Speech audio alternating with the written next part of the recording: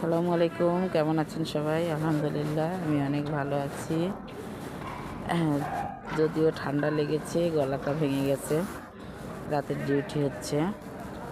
তো আমি আজকে রান্না করছি হচ্ছে লাউ দিয়ে পাঙ্গাস মাছের মাথা দিয়ে ঘন্ট। তো আমি এই যে মরিচ পেঁয়াজ দিয়ে দিয়েছি তেলে, আর একটা তেজপাতা দিয়ে দিলাম, জিরা ফোড়ন দিয়ে দিলাম। এখন মাছগুলো আমি তেলের মধ্যে দিয়ে দিচ্ছি।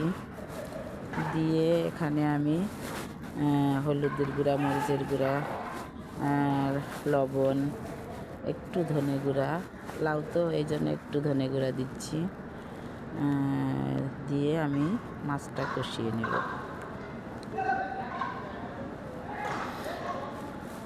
একটু মশলা দিয়ে দিলাম, মশলা বাটা। আমি মশলা খুবই কম খাই, আমি একদম সাদামাটাভাবে রান্না করি। আপনারা হয়তো দেখেছেন যে একদম সাদামাটাভাবে রান্না করি, মশলা তেল একটু কমই খাই। আমরা দুজনেই খুব মোটা মানুষ, এই জন্য তেলটা একটু, মশলাটা একটু কম খাই। তো আমি তেলে দিয়ে দিয়েছি লাউটা, এখন ঢেকে দেব।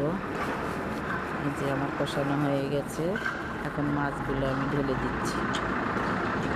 মাছগুলো ঢেলে দিয়ে একটু ঝোল দিয়ে দিয়েছি। এখন এটা ঢাকনা দিয়ে ঢেকে দিলাম।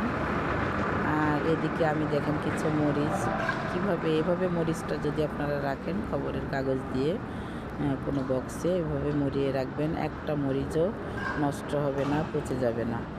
এটা একটা টিপস। তো আমার এই যে তরকারিটা হয়ে গেছে, কেমন হয়েছে কমেন্টে জানাবেন। সবাই ভালো থাকবেন।